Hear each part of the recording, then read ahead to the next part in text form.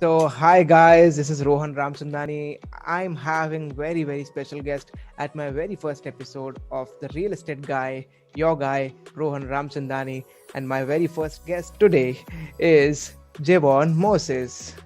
He is someone with economics background from the Texas, and now he's killing it in the real estate industry. So, Javon, welcome to the show. How are you doing, man? I'm doing good. I'm doing good. Glad to be here. Same here, same here. I'm so glad to have you over here. Thank you so much for being here. Yes, it's a Yeah. pleasure, man. First episode, so I know this is first for everybody here. Yeah. So how was your morning today? It was good. Started off as usual, answer a couple of emails, talk to a couple of wholesalers on our team, Hmm. and talk to a couple of clients that are looking to Yeah. sell their house and purchase their house. So Hmm. that's typically a normal day in my life in real estate. Answering emails, talking to clients. That's a norm these days. Awesome. Awesome.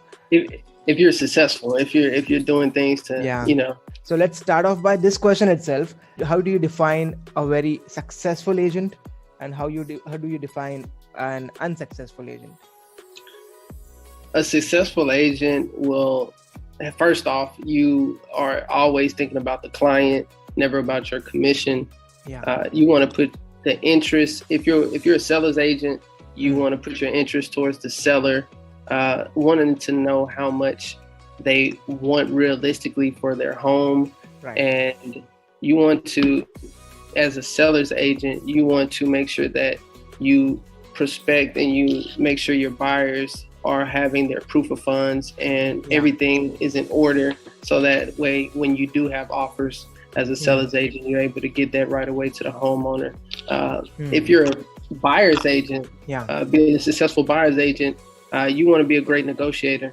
You definitely want to make sure that you're able to negotiate the price down on a home if there are Yeah. repairs needed. See if you can get closing costs cut down for your buyer, because closing costs stops a lot of people from buying homes Yeah. nowadays.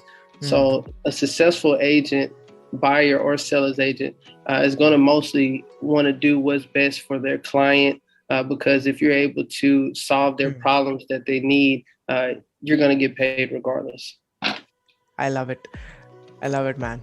So, what do you think that most of the agents are missing these days? And many agents are very unsuccessful. Even after spending more than a year in this industry, they are not able to find their success. Like, what's the major reason that they are lacking behind? It's actually a couple. I would start off saying marketing. Yeah. You have to market. You have to put your name, your brand, your face out there. Yeah. It's something that when I'm marketing for myself, no matter if I'm going to a barber shop Hmm. or if I'm going into a phone store to repair my phone that Yeah. broke, I'm passing out cards to the receptionist. I'm telling people to refer me Yeah. if you have somebody that's looking for a home and buying a home. And you have to market online, Twitter, Exactly. Facebook, Instagram. Instagram.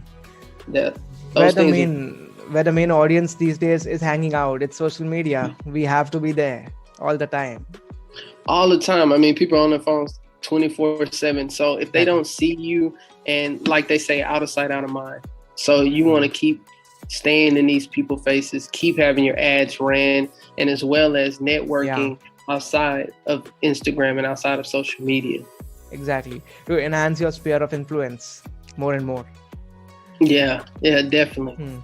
And I have seen many agents during the listing presentations when the sellers are asking how well you're going to market my home, how well you're going to fetch more buyers for my home.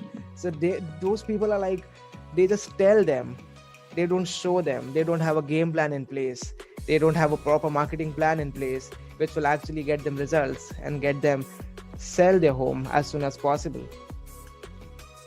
What say Oh, about that that? Yeah. that right there is due to lack of knowledge when it comes to Hmm. how to market a home. As an agent, Yeah. you believe that when you put it on the MLS system, that it's going to take care of everything for you.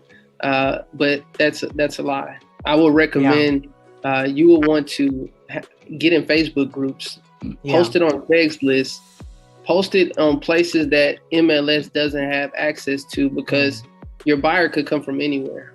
Exactly. And a lot of people don't realize that a lot of buyers that I deal with are out of state buyers. Wow. Some that don't even see the property, but once I send them the details, they're able to make a decision whether they're going to buy it or not. Awesome, man. That's crazy. That's pretty crazy. So, coming back to you, Javon. So, tell me something about your story. Like, what brought you into this industry? And it seems since 2017 you are doing it, right? Since Yes. 2017, you have gained so much knowledge that you are able to share so much knowledge in front of our audience with so much conviction right now. I really appreciate it. And in just 3 years, you could learn so much, and you are able to implement those things. You are able to execute on a daily basis. That's a very great thing. So, coming back to like where you started, where were you in your late teens, 16, 17, 18 years of age? Where were you at that time? And did you ever thought at that time that you will be an entrepreneur? Honestly, the entrepreneur life was something that I always thought about. Just never knew the route to take. When graduating high school, I played basketball, went off to college and started playing basketball. And, when you wake up and realize that day you might not make it to the NBA, you have to start thinking about other career paths. And Exactly. Right. And so I enrolled into Texas State in 2014. And while I was there, I had a professor who was a real estate teacher who I showed up to the class and learned so much. And I was very interested into it, but that wasn't just really know if this was something that could be sustainable to support my lifestyle. And I got on YouTube, and YouTube was a big way of learning all types of ways to do and how to sell and be in the real estate industry. Wow. So with that being said, it was that I learned you didn't need a license to be in real estate to sell real estate. You can wholesale, exactly. And that's what a lot of people don't understand. Also, you don't need $1 million to be a real estate investor. That's something that stops a lot of people in this industry from joining, because they believe there's so many hurdles, so many obstacles that's in their way, when really I found out it's just a mindset. Mindset is the first thing, of course. Yes. And so for myself, I learned that if I take a system, and what wholesaling is, that's where I started off at. You just need motivated sellers, somebody who's looking to sell their property that may not know the value of their property. And they want to sell it for $40,000, and there's an investor out there that wants to buy for $50,000. And your assignment fee as a wholesaler would be the difference, which is $10,000. And as a college student, that's life changing. When you're in college and you're thinking about it, that's life changing. When you make 10 grands, you just feel like you are a millionaire as a college student. Oh yeah. When all your friends are struggling and they're just wanting food from the cafeteria, meanwhile you're able to go eat at Red Lobster. Exactly. That's awesome, man. So you started. You go on. No, you can go. So you started as a real estate professional. I can call you a professional, because doing such $40,000, $50,000 deals is not a teenager's work. It's a professional job, of course, and you're making 10 grand as a college student. So you got into real estate as a college student itself, or you did any other business as a college student before that? No, that real estate was the only thing. I worked a lot of jobs. Worked at Pizza Hut. Worked at Walmart. Okay. Academy. Awesome. And a couple other jobs. But real estate was the only thing outside of working at 9 to 5 that I found interest in. And it definitely, starting off, I did a wholesale deal because I didn't have my license. I wasn't sure if I wanted to get a license. After talking to a lot of real estate brokers, they were explaining to me there are a lot of rules and regulations that I would have to follow, which is not a problem. But it limited me as what I could do and how I could expand my company. Awesome. After that, there was no looking back, of course. No looking back, man.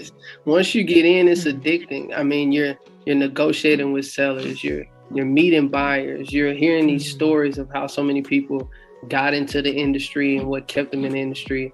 And once I found out that this is an industry, if you have a system in place and you have the right people around you, you'll never have to worry about getting a job or even getting another career path, because you can be ultimately successful if you continue to work hard in this industry. I definitely agree on it. Definitely.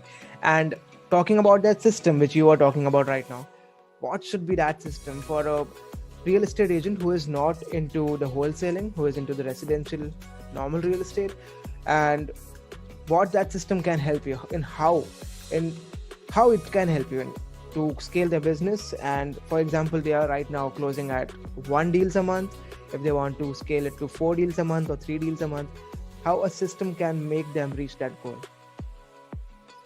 One thing, Yeah. marketing. I mean, marketing is such a broad term, it's such a broad word, but when you go into the details, you realize you just passing out your card is marketing. You putting a bandit sign on the corner of a street is marketing, and posting online. There's so many things that you can do as a real estate agent to market yourself, because in America there are over 2 million agents. You know, and you have to ask yourself, how do you plan to separate yourself from the competition? Exactly. You know, is it that you're a good negotiator? Is it that you know how to get the highest listing price for your properties, or do you know how to close fast? And you have to ask yourself, what would you offer that makes you special, unlike your other counterparts or colleagues that are real estate agents? These days, generating leads is never an issue. There are so many platforms, there are so many referrals these days. So many. The leads are coming in. But the main problem is the leads are not converting into appointments. And if that agent is putting so much energy and efforts in converting those leads, calling each and every leads and following up with them and making sure that they are being nurtured throughout the year. So the whole time is going over there, like 60 to 65% of their time throughout the day is going to nurture their leads, going towards the nurturing and the following up part and booking appointments instead of closing appointments, which is what they're supposed to be doing. So when I started Modson Media in 2020, I always had this dream that I want to partner with real estate agents and I want to scale real estate businesses. Me not being a realtor, but I want to be a marketer for them, and so that they can rely on me and they can continue to keep on growing, because realtors' growth is my growth indirectly, and I really want to scale many businesses apart from real estate as well. Initially, I started out as a dentist marketer. I was designing systems for dentists in the US, and then COVID happened. So after that, I transitioned into real estate. And I was always interested into real estate, that I will have to make my place in this market and I have to partner with more and more agents to help them achieve that success. It's $1 trillion industry. You picked a great one. And the most saturated one in terms of marketing as well. That is true. Main thing is, if I can get you to the bottom line, if I'm able to make you money, I'm able to stand out. And that's what your specialty is, you know, and that's exactly what so many agents need to realize, that there are a lot of other people who can list a property, who can help a buyer find a property. But is it, you know, what's unique about you? You know, I will pick up my buyers